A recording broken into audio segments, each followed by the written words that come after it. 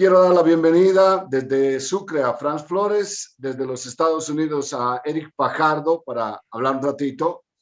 Después del impacto de esta segunda vuelta, elecciones tan largas desde el año 2019 que andamos votando, y a ver a qué conclusiones llegamos. Primero, Eric, ¿cómo estás? Buenas noches, te saludo, bienvenido aquí a la ciudad de Sucre, al periodismo que cuenta. Un saludo, gracias por estar.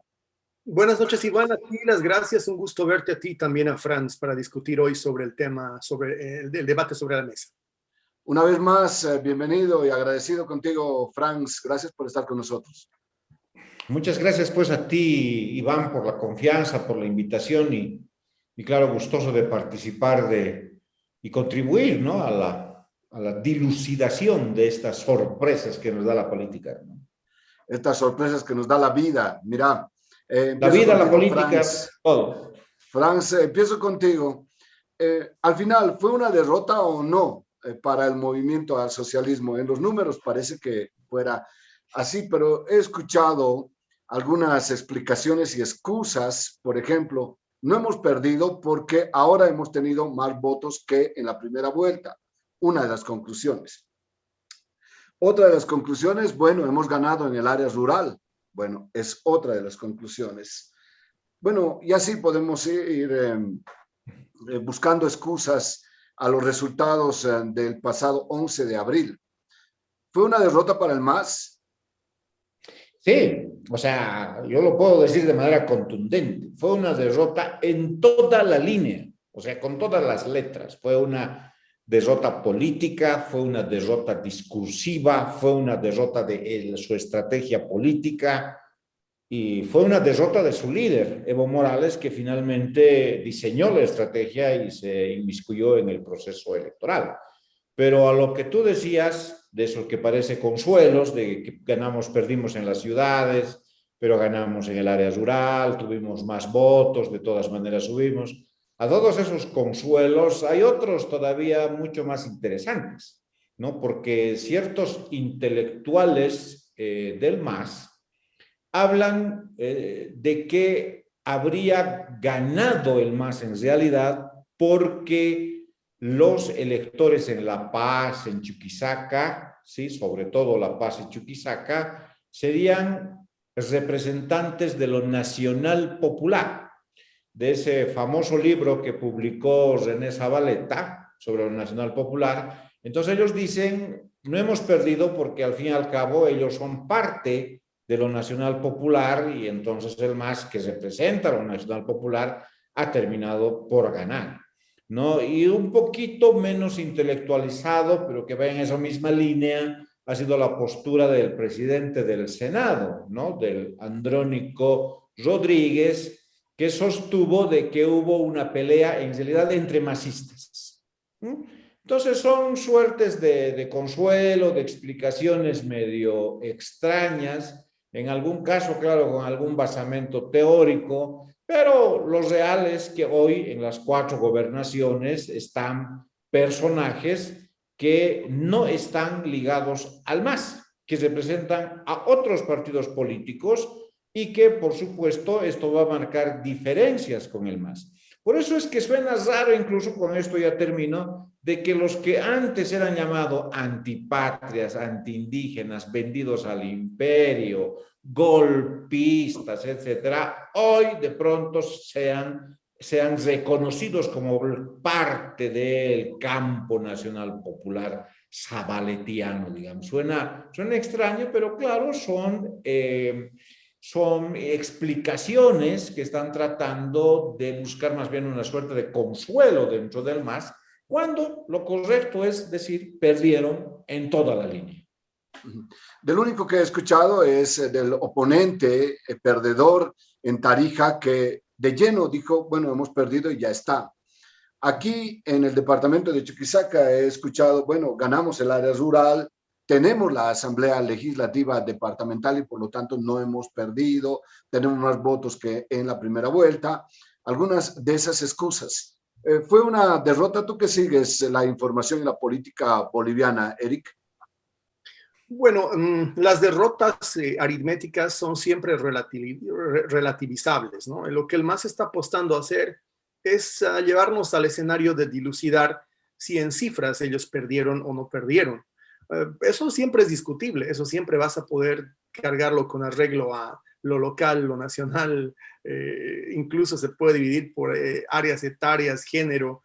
El hecho objetivo es que hay un colapso de la influencia política de un tipo de MAS específico. Y en esto quiero ser muy claro, como lo fui contigo el año pasado, en octubre, cuando me preguntaste si veía que el MAS estaba muriendo, ¿no? El MAS difícilmente va a desaparecer como referencia política, como paradigma político, pero definitivamente hay un tipo, una especificidad del MAS que está colapsándose y es el levismo, ¿no? El que ha perdido estas elecciones para mí, más allá del gobierno, que eventualmente podría acercarse a él, debería hacerlo, Damián Condori o seguramente el gobernador de Tarija, Negro Montes. El que ha perdido realmente es Evo Morales. Es decir, hay una lógica áulica, hay una égida personalista de culto al caudillo que está siendo combatida dentro del mismo MAS. Hay que reconocer que muchos de los candidatos que le ganaron al MAS en estas municipales y departamentales fueron masistas a los que no les dieron la cabida, ¿no? No les dieron lugar a participar de cierta manera del proceso global que representa el movimiento al socialismo. Quizá no estén desmarcados. Los vamos a ver tal vez eventualmente acercarse al gobierno de Arce, más bien al de Choquehuanca, ¿no?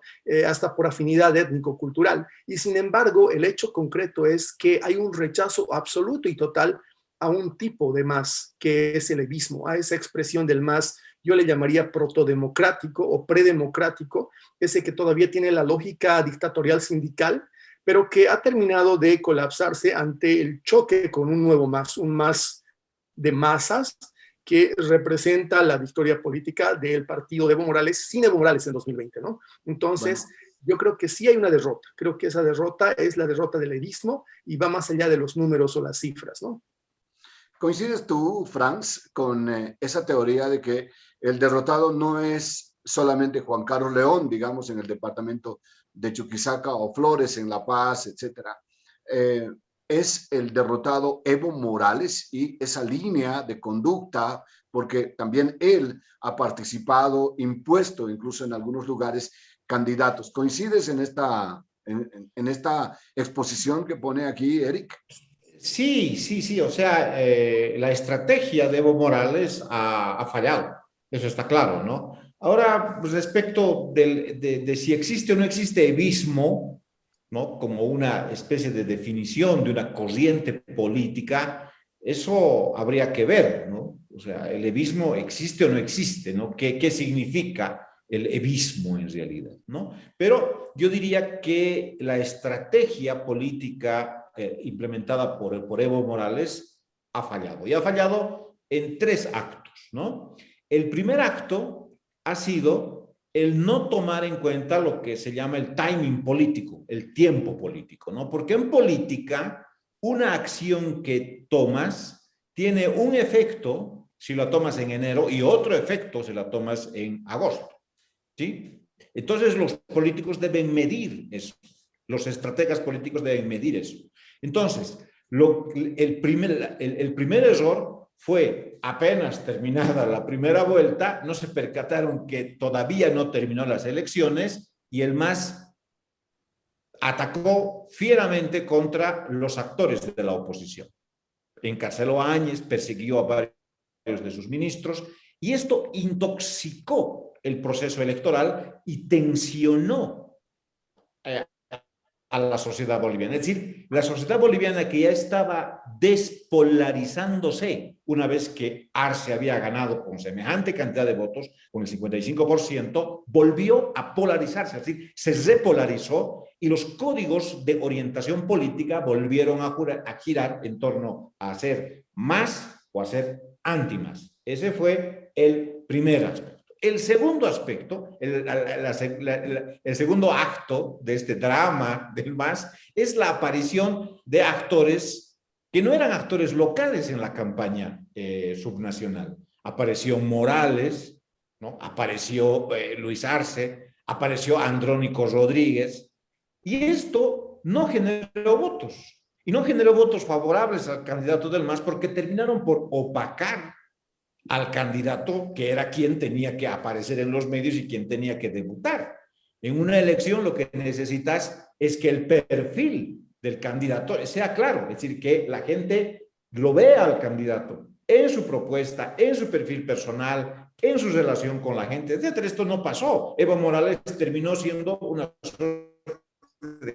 candidato subnacional por las veces que aparecía, ¿no? Y tercero, el tercer acto, que fue desastroso completamente, fue el discurso que se trató de implementar para convencer a los electores. Y este discurso olía a chantaje y olía a continuismo. Me refiero a que tanto Arce como Morales sostenían de que a la región no le iba a ir bien si el gobernador era de un color distinto, digamos naranja, del presidente de la República. Esto repitió, pero hasta el cansancio, el presidente Arce, y Evo Morales llegó incluso a decir de que estaba en riesgo los festejos del Bicentenario en Sucre si se elegía a Condori. Y él decía, porque ningún embajador va a venir a Bolivia o a Sucre si es que está otro gobernador, porque van a tener miedo de llegar y es difícil de hacer las gestiones, etc. Es decir, un completo chantaje. Y esto obviamente tiene, la gente no lo percibió como algo. Y esto con esto acabo, este discurso terminó por hacer emerger a los candidatos opositores como los candidatos del cambio. Y la narrativa del cambio en un proceso electoral es clave. Todos los candidatos apelan a ese discurso. Bueno, interesante. Pero hay una lógica de utilizar, por ejemplo, Yanine Áñez encarcelada, un elemento, el otro elemento de ponerse muy duro con el discurso, decir, bueno, recuperemos el voto duro del movimiento al socialismo. Ese voto duro con el que ganamos la elección con Luis Arce. Evo Morales aparece porque Evo Morales representaba la unidad de esos sectores endurecidos del movimiento al socialismo. Bueno, tenía alguna lógica. Te paso la pelota, te paso el micrófono, por favor, Eric, en esta lógica de intentar contaminar este ambiente con Evo Morales y compañía. Bueno, el problema es de enfoque, ¿no? De cómo entiendes tú la campaña. Creo que el MAS está dividido definitivamente en dos maneras de mirar el país. Había un MAS que estaba en una elección de candidatos de las organizaciones naturales, una elección como debe ser, de sectores y además de departamentos y municipios que escogían en el marco del movimiento al socialismo sus candidatos. Hay otro MAS, esto que yo le llamo el levismo, que bien puede no ser una corriente política propia, pero que digamos que enmarca la nostalgia y los actores del proceso previo a las elecciones de 2020 en el MAS, ¿no? Ellos buscan no una elección municipal, si no hubieran hecho lo que precisamente Franz dice, hubieran logrado mimetizarse, camuflar la negatividad, la carga negativa que ellos traen, conseguir que hombres locales y líderes departamentales atraigan los votos y finalmente ganar con los rostros de gente que no necesariamente es la gente resistida del proceso evista. Sin embargo, para ellos esto era una interna preelectoral. Para ellos esto era la previa del adelantamiento de elecciones que busca Evo Morales desesperadamente, ¿no? Antes aún del 2025, en mi criterio, y por eso necesitaba Evo que sea gente que cuando tú la mires lo vieras a él. Ahora, ¿cuál es el problema de haber hecho esto? ¿Cuál es el problema de esta definición? El problema es no entender que el enemigo de Evo Morales en este momento está dentro del mismo MAS. Yo quiero saber cómo va a terminar el ampliado nacional, que a este punto ya es sinceramente impostergable, en el cual van a evaluar los resultados de la elección subnacional. Va a ser un momento político en el que Evo va a tener que enfrentar a gente de su mismo partido que ha venido acumulando críticas y acumulando, yo diría, objeciones a este continuismo en su liderazgo, primero de 15 años como presidente y después ahora como jefe nacional a dedo o de facto del movimiento al socialismo. Primero fue Félix Agpi, ¿no? El senador de La Paz, que empezó a hablar de que debía desaparecer ese entorno evista radical y debía abrazarse la lógica de pacificación que se había prometido durante la campaña electoral. Luego apareció Segundina Flores, ¿no? Hablando de ese círculo que lo endiosa, decía Evo Morales, y hoy día finalmente criticando que realmente debe haber gente que se debe ir del MAS, ¿no? Y finalmente aparece parlamentario cruceño Rolando Cuellar a hablar ya en términos claros de transparencia, renovación y democratización interna dentro del MAS. O sea, el movimiento al socialismo es hoy día el escenario de la verdadera pugna, y yo creo que más allá de si ganó o perdió aritméticamente el MAS, lo que ha perdido es una facción del MAS que tiene enemigos internos y ahora también enemigos externos. La gente a la que Evo Morales le negó la posibilidad de participar, aún teniendo el apoyo de las organizaciones naturales, hoy día son autoridades locales y departamentales que no lo van a ver, no lo pueden ver. Y de dentro de su partido hay senadores, diputados, líderes que de repente están en la posición de que él refleja un periodo, una era del MAS que debe terminar. Interesante y yo diría hasta provocadores están hoy día ustedes tras este resultado. Concluyo en que hubo una especie de definición después de las elecciones nacionales, miren lo que decimos. Este es un correlato no de las municipales y tampoco de las gobernaciones, sino es un poco el chaki de lo que hubo en las elecciones nacionales. ¿Por qué? En realidad está en etapa de definición, ya se ha definido quién tiene el poder real en el movimiento al socialismo. ¿Es Luis Arce o Evo Morales? Evo Morales parece que baja la intensidad, baja su poder y su influencia en la presidencia del Estado. ¿No crees tú eso, Franz?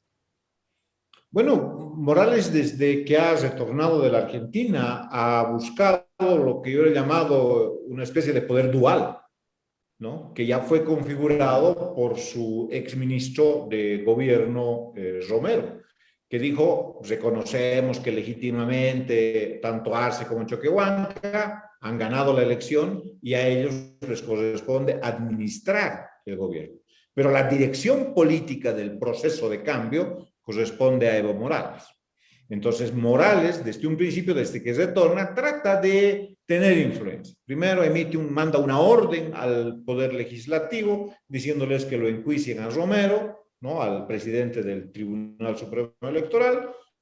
No tiene respuesta. Luego dice de que él estaba hablando con Arce como para armar un gabinete. No pasó nada porque apenas el gabinete de Arce. Y luego se penetró completamente o buscó completamente ingresar a la definición de los candidatos a alcaldes y a gobernadores, en el cual en una buena parte de los casos le fue mal. Y después quiso hacer una jugada muy fuerte, muy radical, de tratar de volver a la narrativa del golpe de Estado y atacar a quienes habían administrado el Estado en el proceso de transición, ¿sí? Y además dirigir completamente la estrategia electoral de la segunda vuelta. En todos estos casos no le ha ido muy bien a Morales, pero sin duda que la influencia que tiene sobre Arce es alta. De hecho, Arce parece más bien recoger un cierto libreto, digamos, confeccionado dentro del grupo del ala radical del MAS, compuesta por, qué sé yo, Evo Morales, el exministro Quintana, el exministro Romero y otros más, ¿no? Y parece ser que Arce repite este libreto, ¿no? Y lamentablemente, el repetir este libreto le está ocasionando un debilitamiento de su legitimidad y de su credibilidad de Arce, porque ha hecho declaraciones que realmente no debía de hacerlas ningún presidente. El hecho de poner a las vacunas, por ejemplo, como una especie de chantaje para ver si con eso la gente le tiene miedo y tiene que votar por el candidato de su partido. El volver sobre la narrativa del golpe, incluso desdiciéndose de sus mismas palabras, le están generando un daño terrible a un gobierno que recién se está iniciando y que debería de guardar su imagen bastante fortalecida, porque lo que viene con el tema de las vacunas es un tema que va a debilitar profundamente al gobierno. Y si lo encuentra este tema ya debilitado, imagínate lo que puede pasar. A no ser, claro, que la hipótesis de de Eric sea real, digamos, de que en realidad lo que está buscando Evo Morales es debilitar este gobierno para él ser el nuevo presidente, ¿no? Pero eso es bueno, es una hipótesis que se lanza. Pero lo real es que Arce está afectando duramente a la imagen de su gobierno y se viene una dura con el tema de las vacunas y con el tema de la economía. Bueno, y por lo tanto, Eric, con este resultado, entonces Luis Arce se ve un poco más fortalecido ante el debilitamiento de Evo Morales, ¿no? ¿Concluyes así, no?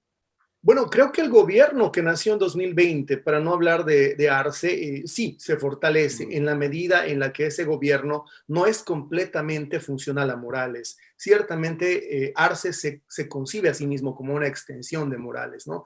Hay, por supuesto, 500 millones de razones, decía el otro día un amigo mío en alusión al Fondioc, que los ligan a ambos, ¿no? Que los están en una especie de cohesión indivisible de intereses y de historia y de cosas. Pero el gobierno no es solamente Luis Arce, y eso es lo interesante. Aquí hay un actor que ha estado callado durante todo el conflicto y que un profesor mío de la George Washington el otro día me hizo notar que está en una estrategia que acá los americanos le dicen la estrategia de hacer sombra, ¿no? Hay un actor que está en su silla ahí de segundo hombre del país, no dice nada, no confronta, no cuestiona, aparece muy poco, pero entiende que en todas las ecuaciones de resolución posible de este gran Chenko, como tú le has dicho, es el que al final va a quedar sobre la silla presidencial, es David Choquehuanca. Si tú te fijas bien, el senador Agpi sale eventualmente, algún otro dirigente, Eva Copa, ¿no? Incluso de la Cruz, el mundo andino se articula en torno a Choquehuanca y da estocadas de manera de definir que ellos no le pertenecen más a Evo Morales, que han salido fuera de la égida de la narrativa del evismo, ¿no? Del MAS, que tienen su propio instrumento político, su propia lógica de poder, su propio proyecto de país y de Estado. Ahora, en la conciencia de que sin importar lo que suceda ante una eventual salida temprana de Arce o ante un eventual golpe interno del evismo, sin importar si lo obligan a renunciar incluso, creo que el que está jugando a ser la última carta en el mazo es David Choquehuanca. El MAS puede debilitar al gobierno. Yo siento que más bien se ha debilitado en este último intento. Evo Morales había hecho de estas municipales prefecturales una interna para validar su propio liderazgo y colocar en puestos claves a su gente, y la ha perdido sin manera de matizar esa realidad. Entonces, lo que viene ahora es un momento en el cual él va a tratar de mostrar músculo en la calle, lo que siempre ha hecho. Ha convocado ya una movilización este sábado en Cochabamba, muy similar, recordarás tú, a la que convocó en diciembre de 2007 y que terminó en los golpes prefecturales, primero en Cochabamba y después en La Calancha, en Chuquisaca y después Pando, ¿no? Es decir, cuando el MAS ve que la democracia ya no funciona, cuando el evismo ve que la democracia ya no resulta, siempre está la calle, es el último argumento que le queda. Yo creo que va a hacer uso de esa, yo diría, de ese vuelco a su naturaleza paleolítica, el evismo, y van a intentar mostrar en la calle la fuerza que no han demostrado tener en las urnas, ¿no? Ese es el siguiente capítulo de esta novela. Por lo demás, al gobierno, entendiéndolo más como Choquehuanca que como Arce, lo veo refortalecido. Creo que el diálogo con las autoridades municipales va a ser más intenso. Creo que la gestión se va a centrar un poco más en lo que decía José Luis, Franz, en lo importante, en las vacunas, en la pandemia, en la crisis económica, y el MAS va a estar un poco más en la lógica de marchar, protestar, quizá bloquear, pero en todo caso marginarse más de la perspectiva de volver a ser poder. Bueno, para redondear tal vez algunas cosas que hayan quedado en el tintero, etcétera, para despedirte, Franz, tómate 2 minutos para redondear un poco del resultado, lo que hemos dicho, a modo de despedida. Te agradezco muchísimo, tienes 2 minutos, querido Franz. Bueno, creo que es el momento en el cual tanto el gobierno central como las gobernaciones tienen que intentar un acercamiento por el bien de Bolivia. Yo lo diría incluso en otros términos quizás más dramáticos, por el bien de la patria. Se viene la tercera ola del COVID y nos encuentra nuevamente indefensos, con un sistema de salud bastante debilitado, sin vacunas, con la gente perdiendo ingresos, etcétera, ¿no? Entonces, es la hora de que la narrativa del golpe se deje de lado, que la narrativa del fraude se deje de lado, y es la hora en la que el gobierno central se acerque aunque no les guste, ¿no?, acercarse a actores como, por ejemplo, Camacho. No sé cómo hará Arce para acercarse a Camacho, pero lo tiene que hacer, acercarse y tratar de elaborar una propuesta conjunta de lucha contra el COVID y de lucha también contra la crisis económica. Esto es clave, esto es vital y para eso no hay otra que negociar. La política es negociación. No sé quién ha dicho que la política es disputa y pelea. La política es negociación y búsqueda de paz, no de violencia. Nada más. Muchas gracias, estimado Franz. Igual 2 minutos, por favor, para tu despedida, para redondear algunos puntos. Estimado Eric, como siempre, agradecidos contigo.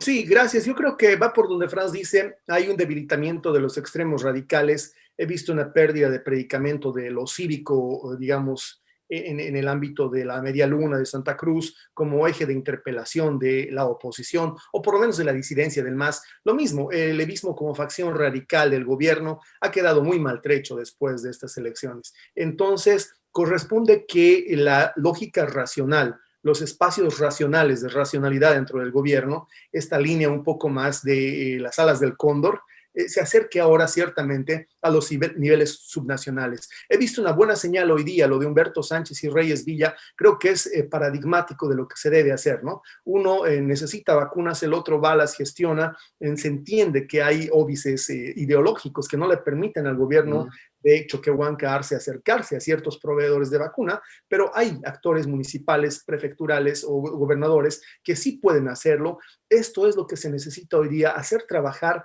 la concurrencia entre niveles, la subsidiariedad y la concurrencia que nunca debió romperse entre lo nacional y lo municipal. Creo, para terminar, que este debilitamiento de las facciones extremas a los dos lados de la política boliviana es un buen augurio y una oportunidad para un acercamiento entre el gobierno, la facción racional del gobierno y los actores racionales dentro de lo subnacional, ¿no? Muchas gracias. Nuestro diálogo a 2 bandas con Franz Flores en Sucre y con Eric Fajardo en los Estados Unidos. Muchas gracias. Que tengan buenas noches. Muy amables. Hasta nuestro próximo diálogo. Buenas noches, pues. Gracias, Iván. Gracias, Franz. Gracias, Iván. Gracias.